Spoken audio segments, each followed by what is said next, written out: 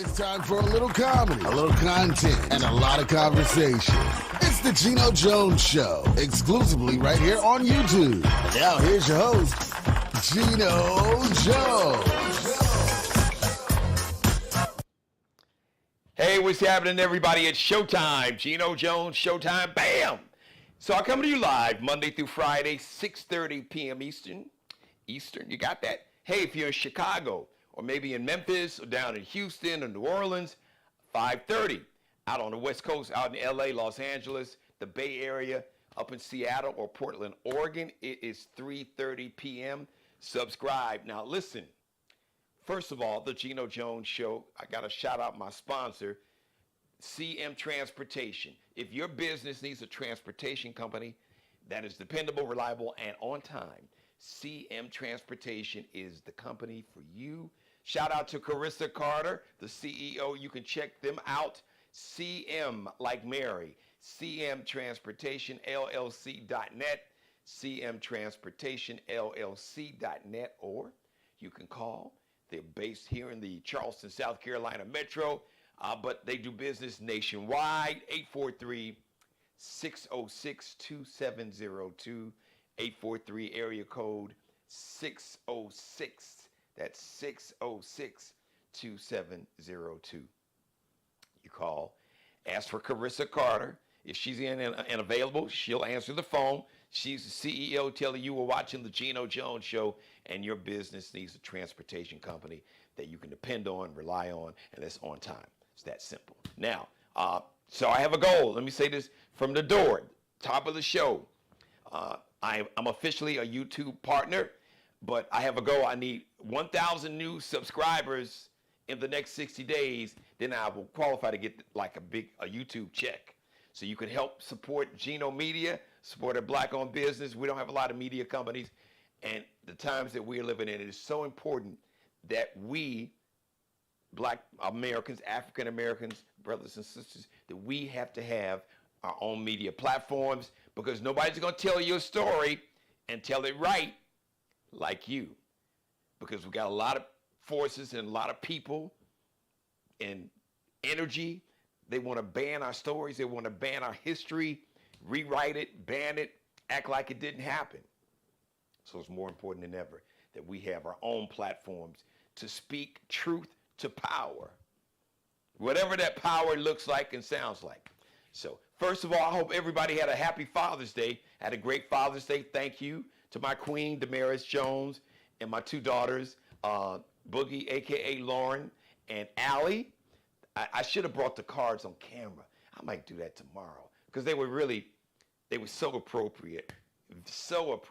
But I hope you and your family, all the dads and the granddads and the father figures, had a wonderful Father's Day. So June, of course, first of all, this week, today we kick off Juneteenth week celebrations all across America. The official Juneteenth holiday is Wednesday, this Wednesday, but there are going to be celebrations all across America all week long, including here in the Charleston, South Carolina metro. We got some huge events. We got like family picnic and cookout. There's going to be like a jazz show. There's going to be something happening in downtown Charleston where you could just eat and drink responsibly. So there's a lot of celebrations going on. So I'll probably mention some over the next couple days, and I'm sure in many cities you guys have a lot of Juneteenth celebrations going on all week long. Happy birthday to my Gemini. Stand up. Gemini, stand up. Hey, Venus Williams, 7-time tennis Grand Slam champion. She won Wimbledon, the women's Wimbledon tournament, 5 times. And if it wasn't for her baby sister, I could make an argument that Venus was the greatest women's tennis player of all time.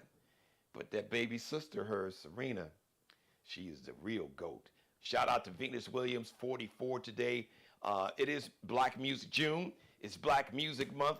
And one of the greatest rappers of all time, repping the West Coast, my man Kendrick Lamar, 37 today.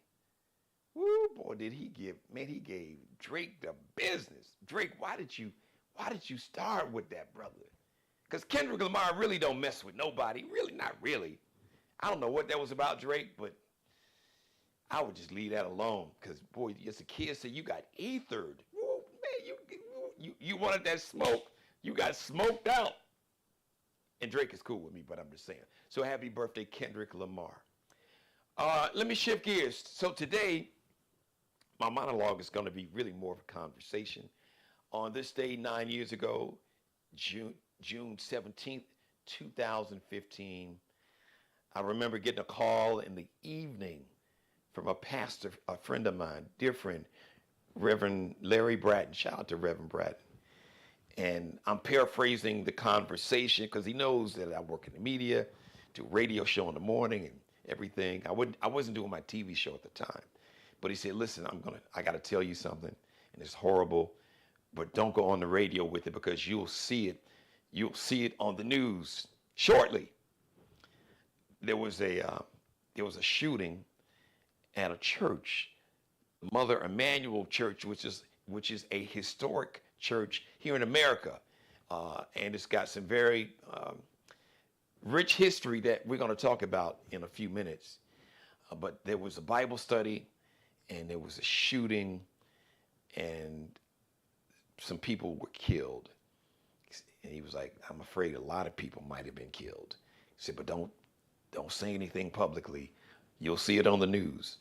And literally 10 minutes after that conversation, all the local channels here in Charleston, they broke in with whatever was on TV, and you saw just live coverage of the 9 beautiful souls who are among the ancestors, who are looking down upon us from heaven, hopefully smiling, and hopefully we are making you all proud. So we want to celebrate the lives, and I want to honor these beautiful souls by mentioning their names: Reverend Clementa Pinckney, Cynthia Hurd, Susie Jackson, the Payne Middleton Doctor, Tawanza Sanders. As a matter of fact, Tawanza was trying to protect, I believe, his mom and his grandma. And this murderer shot and killed him along with 8 others. Sharonda Coleman Singleton, whose son, Chris Singleton, I had the honor to meet and work with when he was working with the River Dogs. I don't know if he's still working with them this year or not. Myra Thompson and Reverend Daniel Lee Simmons. We honor you. We celebrate your life. And we honor you among the ancestors, and we will make sure that we do everything that we can, not just to honor your lives and your memory and celebrate your lives, but to make sure that we do everything in our power to make sure nothing like this ever happens again. And I am honored to have a family member of one of the Mother Emmanuel 9, the daughter of Reverend Daniel Lee Simmons. He was an incredible man. His daughter's going to tell you all about it. Yesterday was Father's Day. She's also shooting a documentary that I've had the honor to be a part of, and I just lost her shot. And Rose, come on back on. I don't know what happened, but come back on camera when you get a chance. So once again, 9 years ago today, and this is a story that we heard the news. I mean, it traveled worldwide. Is my guess. She just came back. There she is. The Mother Emmanuel 9, we refer to it, many of us refer to it as the Mother Emmanuel Massacre. And like I was saying, I'm honored to have the daughter of Reverend Daniel Lee Simmons. I had a chance to run into my dear friend over the weekend. She is completing and working and filming an incredibly powerful documentary about her dad and about the Mother Emmanuel 9. So I am honored to have her join the Geno Jones Show. She's like family to me, and I finally got you on camera. Shout out to Rose Simmons, my sister. How are you? Wonderful today. Wonderful. How are you, my brother? From the first time that we talked on the phone, and then when I met you, you always have this beautiful smile and this incredible positive energy. And I just got to be honest, knowing what you've gone through and your story and celebrating the life of your dad along with the other members of the Mother Emmanuel Church that were taken away from us. I admire your spirit, my sister. So, I don't know what's in the diet or what scriptures you're reading or whatever you got going on, whatever your method is. You, as the kids say, Zen. You are just always just, the spirit and the energy is just always so positive and full of love. So I just want to celebrate you for that and thank you for joining us. Thank you so much. I appreciate that. Here we are 9 years to the day, and we're still talking about them.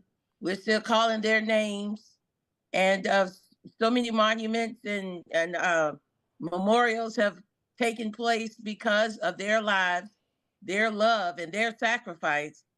And this is what keeps me going. I'm happy to be here. I'm always happy to talk about my father. Always.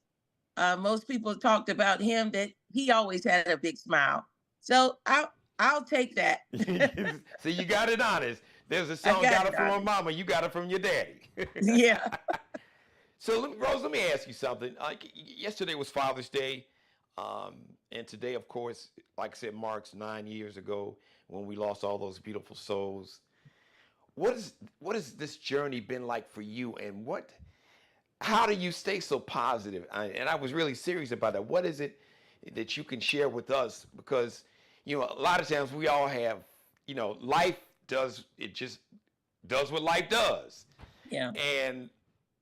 But I remember I can hear my grandmother saying one of her pearls of wisdom. She would say, "Jeannie, there's always somebody that's got it worse off than you do." But considering everything you've gone through and your loss, what has this journey been like, and what has helped you not just to get through it, and not just to survive, but to thrive and to be able to smile? What's been your key? Well, let me start off by saying I truly do have my days when it may start off with a smile, and then it eventually turns into tears, and but they're never really tears of sorrow. They're just tears of missing my father, not being able to live a few more years with him to accomplish some things that he and I talked about doing together.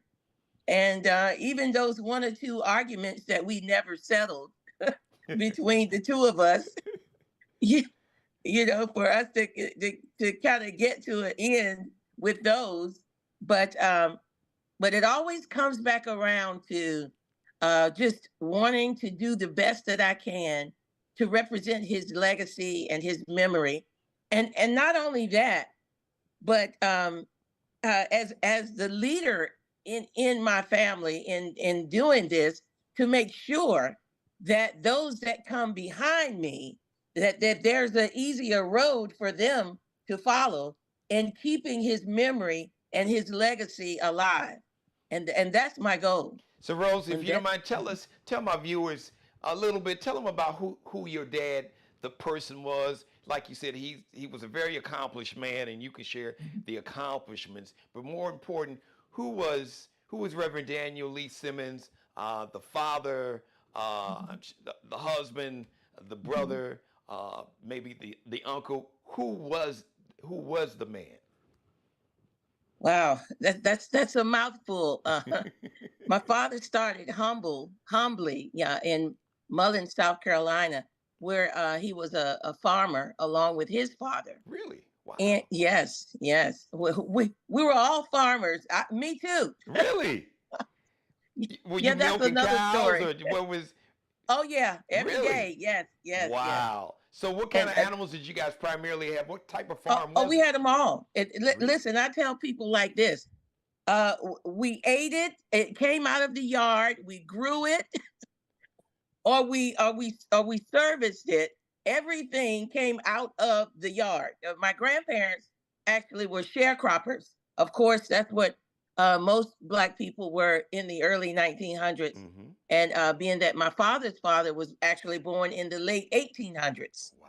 so we have a long lifespan there. And so hey, they taught me how to be a sharecropper, and I did it well. Well, you know what? That probably explains the longevity in your family, Yeah, because you now, yeah, with all the fast food and processed food, yeah. we were a lot healthier back in the day when we A were lot healthier. like you said, you grew it and you ate Yeah, it. yeah. That's what we did. So my father started. That's where he started, and but he knew, he realized that he was how else can I say it? He was super smart. He was very intelligent, and he was always the top of his class from elementary till when he received his doctorate of theology. So he was always the leader, always the highest student. And if he wasn't the highest student, he and the student next to him were always at a challenge. So one week, my father would be the valedictorian, and the next week, the other student would be the valedictorian. And they would keep that going, and they did that throughout high school. So he was an avid learner. He loved books. He loved knowing, and he wanted to make his life better. And after he and my mother were married, he went into the military, where he served about 3 years, and he was injured, and he was sent home or to the hospital to recover. Then he went on and finished his college degree at Allen University, and then on to finish his master's degree at the University of South Carolina in social work, and went into the ministry. But that's a whole story there. I'll save that. Okay, all And then right. after that, he went to the Columbia Theological Seminary, where he received his doctorate in theology, and always the head of the class. So what? Always. Let me ask you, what's the most important lesson that your dad taught you? Wow. Okay. let, I know it's probably the, so many. It's probably yeah, it's many. It's many. well, if you want, you But can what? pick the top three or the top five. But if it's one Okay. that just really resonates with you, and Yeah. that that a lesson that you almost apply to your life every day. I don't Yes. know. Every day. I was just I have it. because I can think of like my grandfather. I mean, Mhm. there there are a few things I learned so much, but there are like two or three principles that he really lived by. So I'm sure your dad had many principles, but what was the one thing or a couple things that were the most important that you, or um, the best lesson that you learned from your dad? Wow. There are three top ones, and I'm glad you asked me that, because right off the top, these were the top three. Number one, he had a no quit attitude. Whatever he started, he finished it. If it took everything he had, every dime he had, if it took everything inside of him, he never quit. If he started anything, his goal was not only to finish, but to be the best in it. So whatever he wanted to do, he made sure that he had all the provision to make that road for him, to pave to get him to the finish line. And that is what I saw him do every day. He was very consistent. Even when he was working for the government, he worked as a vocational rehabilitation counselor for over 20 years. And every day he did the same thing. He woke up every morning. He ate breakfast at 6:35. He walked out the door at 6:50. He parked in the same parking space on Marion Street, and he walked up the same hill every day. And every day, every day, every day, he was accountable.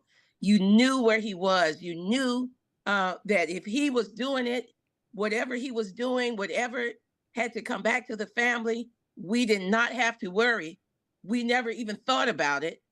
I never even knew that that's what that was until I grew up to be a grown woman, that he was this type of person. For me, he was just daddy doing the same thing every day. But as I began to grow and become a woman, and people began to be uh, uh, um, counting on me, I said, "Oh my God, this is what daddy was doing when I thought, he was just waking up every day. So I learned so much from him as an adult, looking back at who he was and how he championed his life. Which and so many people don't see that. They think you have to be a Martin Luther King or you have to be a Malcolm X to have these type of accolades. But I encourage your listeners that if you have someone in your life, it could be your mother, it could be your father, it could even be a sibling, or it could be an aunt or an uncle. I did not understand and learn that my father was as great as he was until I became old enough to see what greatness really is. And that's being there. And that's where he was. You know, it's funny. My mother's watching, and I have a live chat room. If anyone's watching, if you have a question for Rose, feel free to post a question in the chat room, and we'll answer it and say hello to you and shout you out live on camera. But my mom, one of the things she posted is she said he sounds just like my grandfather, her father, who raised me. My grandparents raised me along with my mother. My mom was young, so really they kind of raised all of us. And the most important, the person, definitely the man that had the biggest influence on my life by far, it's not even a close second place, was my grandfather, Conway Jones. Honest, his main three principles: honest, faithful, and truthful. Never quit. Your word is your bond.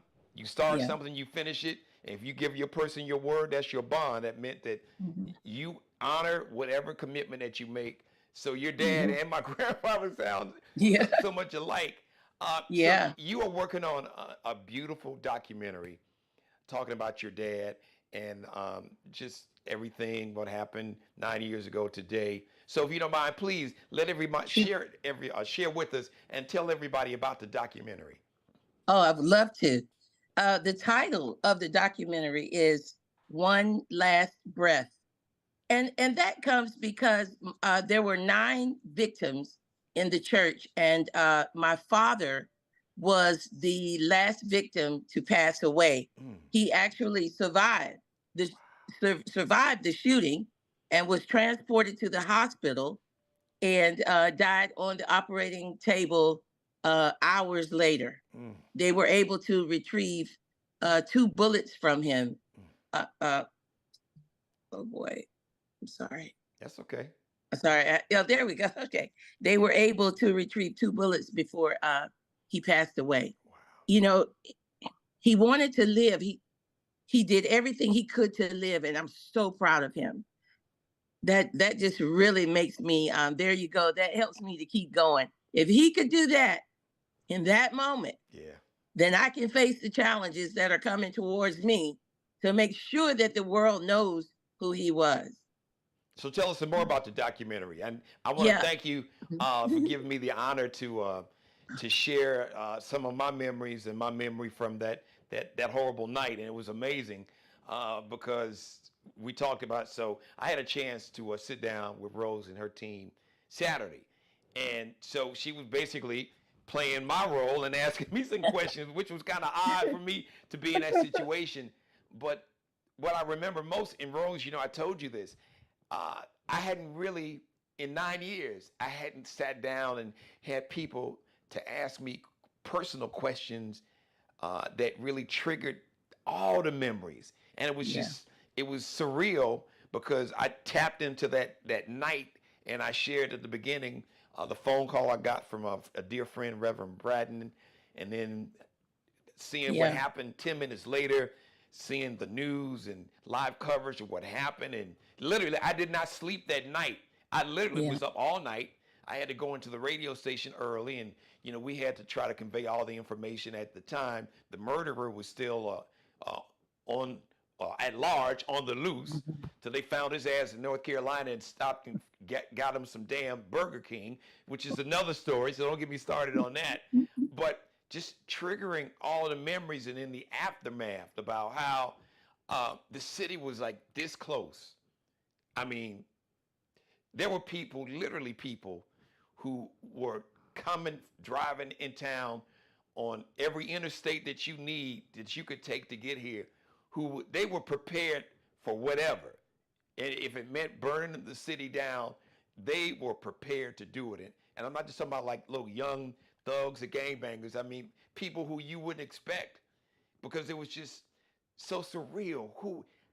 How could you be, what type of human could you be to sit here? You had 9 beautiful souls invited, well, more than 9 actually, invited a stranger, a kid, a white kid that they never seen before, into the church to sit with them during Bible study on a Wednesday night for an hour, and to read scripture and to pray with and for this young man. And he rewards them by murdering 9 people. So people were like, what is going on in Charleston and South Carolina? It's like, yo, maybe we need to come on down there to make sure that we got you all's back. And it was the people, it was, without giving all the details, because that was just one small segment, but shout out to the people, specifically the Black people, the African Americans in Charleston, in the Low Country, from here, who literally pleaded with their cousins and nephews and uncles and family members who come to town, who are on I-95 and I-20 and I-26 and 17, and they were prepared to literally burn this city down. And it was the African American people who saved their city. And I can distinctly remember conversations with very powerful African Americans here in the city, and they were pleading, with the brothers and sisters, like, man, it's horrible, but this is our home, and we love our home, and we don't want to see our city burnt down. I'll never forget those conversations. Yeah, that I remember talking with you about that even back then, 8-9 years ago, and I think, which is what I want to bring out in the documentary, in talking about my father and telling his life story, and of course all of his great accomplishments, and just leaping those hurdles in his life. Still yet, it was the love that he had for the church and those 8 others along with him, that did exactly what you're talking about. It turned hate around. And we are all happy and proud about that. And, the documentary is, as I said, is entitled One Last Breath. And we are just about finished filming now. We have 2 more large sets, and we'll wrap in September of this year. And then we'll work towards our release in theaters next year on the 10th anniversary. So I'm excited about that. Yes, I'm excited. Hey, listen, thank you for the breaking news. Yes, So excited. You plan to release this in movie theaters all across America? Yes, so exciting. I do. So I'm sure you're gonna have like the red carpet screening back home. Oh boy, yes. Okay, all right. Well, don't forget your brother over here. Yes, right now we're planning 3 red carpets. One will be in Atlanta, another one, of course, Charleston, and we're thinking maybe LA for the 3rd one. Yeah, that makes sense. I kind of figured that. Man, I am so excited to. I'm so excited to hear that. That is that's just amazing. And I know that this is a project that not only is it near and dear to your heart for obvious reasons, but you've been working on it for a while. So share a little bit with us. Tell us what this journey has been like, getting up to this point. Because I know you and I have known each other for, a couple years now. And I know you've been working on this project. And I'm just so excited. And I was so honored that you wanted me to be a part of it. So what has that journey been like, putting together this documentary outside of a lot of hard work and sleepless nights?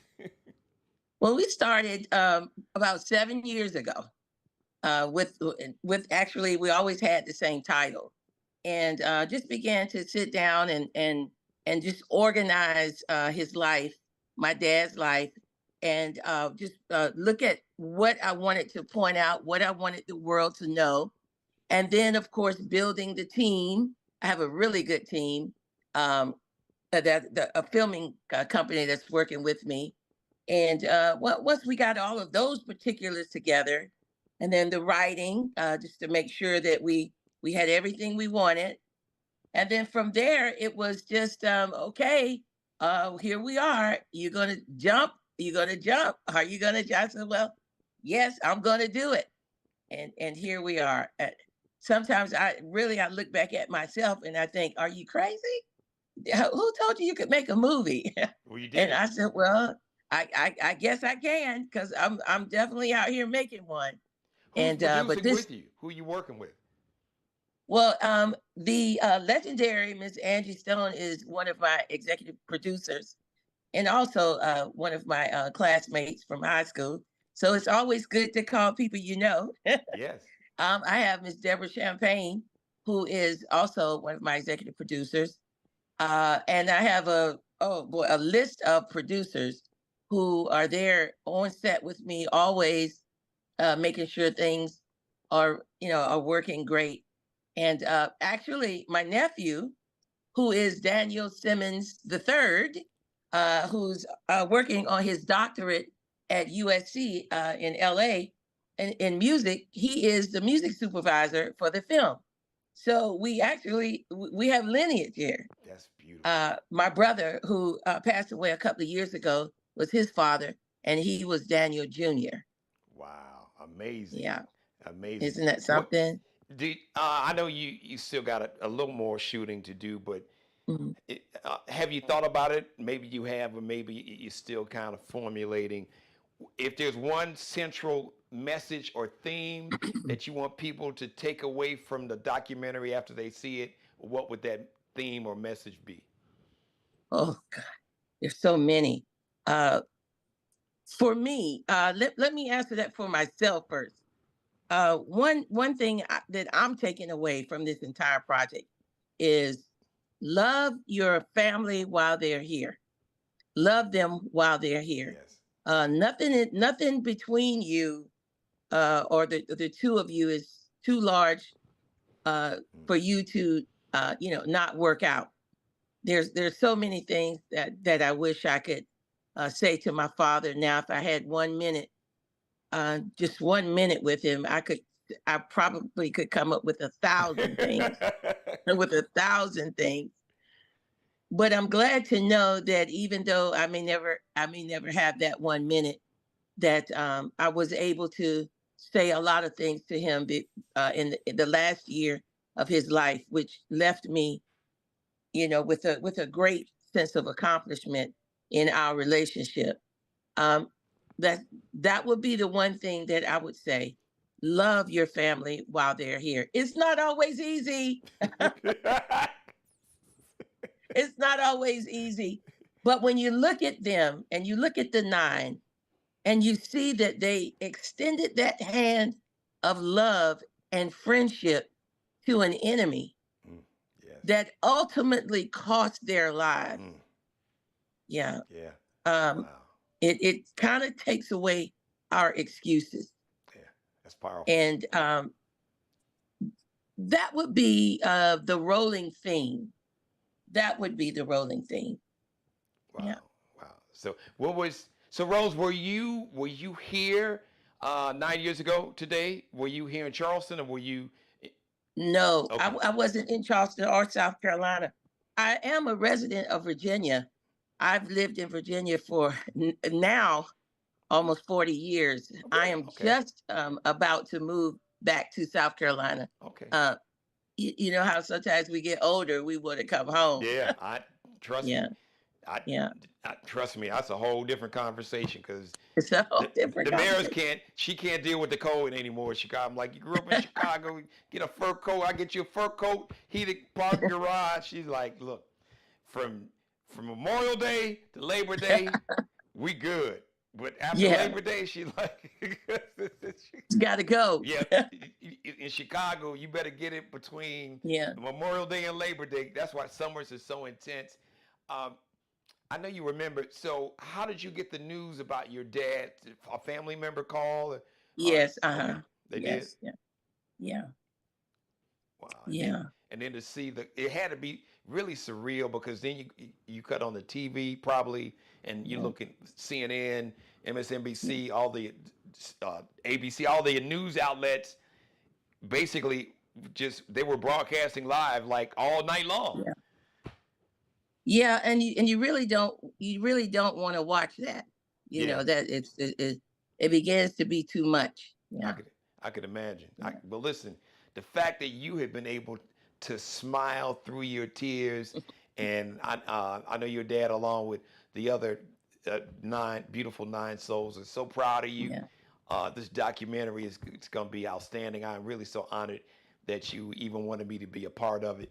So once again, let everybody give them the name of the documentary, and if you've got a social media platform, if there's a website for the movie, or if there's a platform to where if people want to support, support the cause, because producing documentaries are not cheap. I'm trying to do one on my mother right now.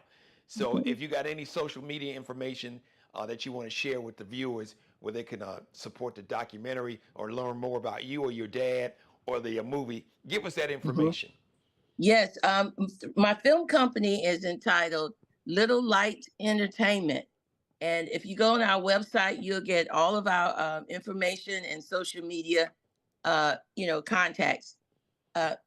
Well, Gino, I'm of the senior generation, so the younger people do that for me. Well, of course, you got a team, but Yeah, got a someone team. may be watching and they want to learn Yeah, more. Maybe they just want to support this the producing and just yeah, everything. Like I said, producing a documentary is not cheap. it's not cheap. I am going to get my mom's documentary done eventually, but I know it can be a very expensive endeavor, but one that I'm really excited, and I just want to thank you and shout out to all the other families, Reverend Yes. Pinkney, Cynthia Hurd, Susie Jackson, the Payne Middleton doctor, Hmm. Tawanza Sanders, Sharonda Coleman Singleton. Her son Chris is just a beautiful soul. Kind of Yes, he reminds me of is. you. Every time I see him, he's got a smile, He's big smile on his smiling. face He's like you. smiling. Yes. And it's just amazing because I look at you and I look at him, and he's a young man in his early Hmm. 20s, and he lost his mom, and him and his mom, they had a bond. They were close like my mom and I, and I can't even imagine. But Yes, and he had younger siblings. yes, Yeah.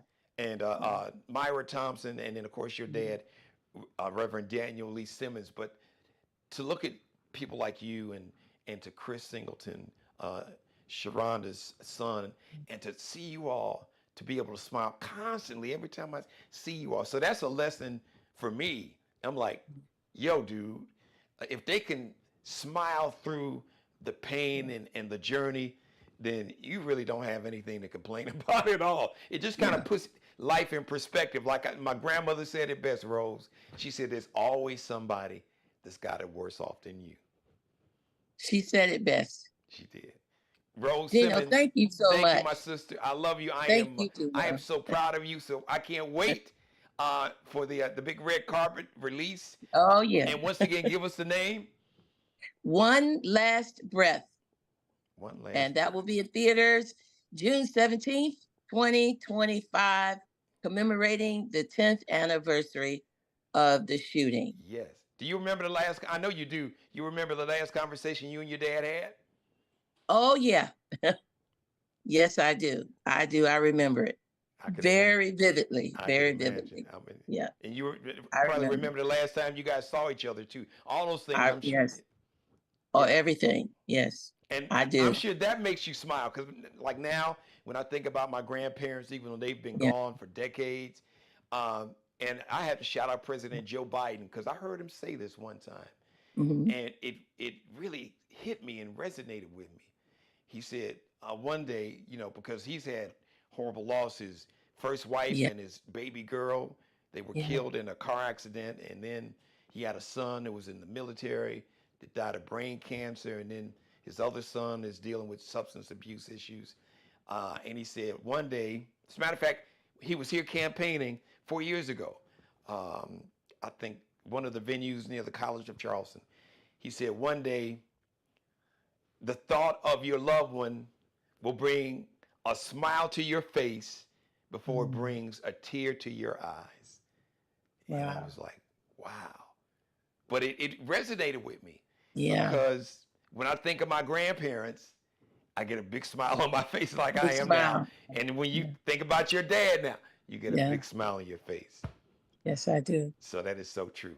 Thank you, my Yes. sister. Love Geno, and thank you respect to so you. much. Love you. You know you have I love you back, and you know you have a permanent home here on the I show. know. Once again, I give know. everybody the information for the website. Please Yes. support this documentary. And you know we got an African American woman filmmaker, so we got to Yeah. support media companies, our filmmakers, Hmm. because like I said, people don't even want to tell our stories. They want to ban Yeah. our stories and ban our books and history. So it's up Yeah. to us to keep these stories alive and to tell the Yeah. truth and the full Yes. story.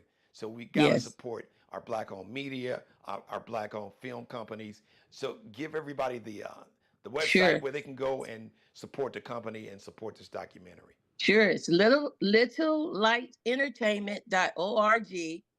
And Is you that can little? You said hashtag life L-I or light L-I-G-H-T? LIGHT. Little light. Yes. Okay. Mm-hmm. Littlelightentertainment.org. Hashtag one last breath. Look for us in theaters June 17th, 2025. I cannot wait. My sister, get you some well-deserved rest.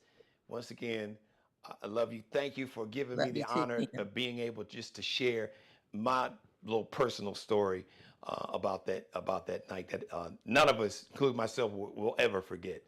And Yeah. shout out to your dad and the rest of those beautiful souls that we hope that we are making you all proud. And You are. I know your dad. I know we know one that you proud. I know Daddy's proud of his baby girl for sure. Yes. Yes. He Thank you, is. Rose. Thank you. All right, all right.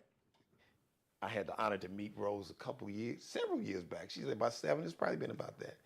And she's a beautiful spirit, always a smile on her face.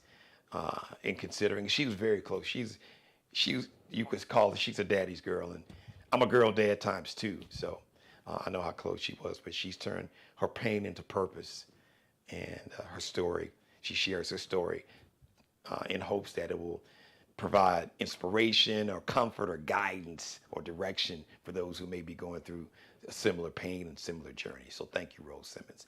Thank you for letting me be a part of your life. As always, God bless each and every one of you, and especially you, God most of all.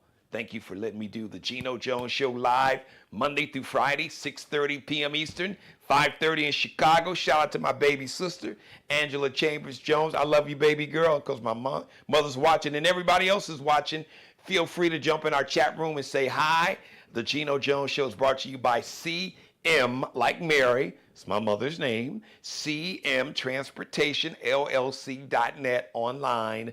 CM Transportation, LLC.net. If your business needs a transportation company that is dependable, reliable, and on time, CM Transportation, they do business nationwide.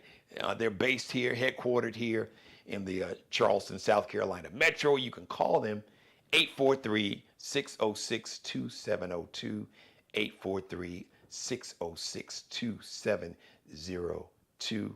As for Carissa Carter, she's the CEO, African-American woman-owned business, one of the top transportation companies in America.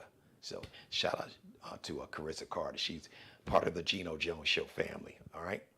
Speaking of family, shout out to Markel Bailey, the official barber and hairstylist for the Geno Jones Show. Check him out on IG, on Instagram, Kel Be Cutting Up, KELBECUTTINUP.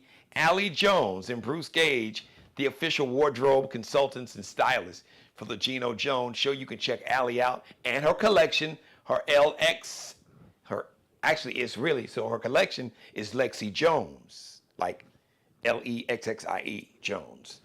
But you can check out her collection and all of her stuff on it's LX.NCL_. That little dash behind that second L at the bottom, right below, right there. It's like the last L and then a little dash, underscore. LX.NCL_. Bruce Gage, Miglio Di Mario Uomo, and Flyball the Store. You can check both of those lines out on his Instagram page, Miglio di Mario Uomo. It's an Italian name. MIGLIODIMARIOUOMO. And Flyball, the store. Just the way it sounds. FLYBALLTHESTORE.com. The next live edition of the Geno Jones Show is going to be Tuesday, 6:30 p.m. Eastern. My guest tomorrow, she wrote a children's book. Really, it's like for teenagers, kids. I think she said from like 9 to 17 years. Once again, here's another story. A mother that lost a son, an incredible loss, painful, heartbreaking. I couldn't even wrap my brain around it. She has turned that pain into purpose. She wrote a book for young people who may feel out of place, who may not feel that they may not fit in with the crowd. You don't have to fit in. The best way to fit in is to be yourself. Because I've said it so many times, and I'll say it again in closing. There's one thing that nobody on this planet, I don't care who it is, I don't care if it's President Obama, Beyonce, LeBron James, Michelle Obama, you name your favorite star, Serena Williams, Venus Williams, Kendrick Lamar, none of them. There's one thing that none of them can beat you doing. And that is to be the best version of yourself. Nobody can beat you doing that. So you focus on yourself. Just be the best version of you. And you'll be great because nobody can beat you being the best version of you. Thank you, everybody. I love you. We'll see you live. If you missed any of this episode, go back and binge watch this and all my back episodes. Tell everybody to please subscribe to the channel. 1,000 new subscribers in 60 days, the next 60 days. That's my goal. So help me out. Thank you for supporting my media company, Geno Media, the Geno Jones Show. We got to support Black-owned media. Like I talked about with Rose, and we got Black filmmakers and production companies, because it's up to us to tell our story and to tell it right and to tell it all and to tell the truth.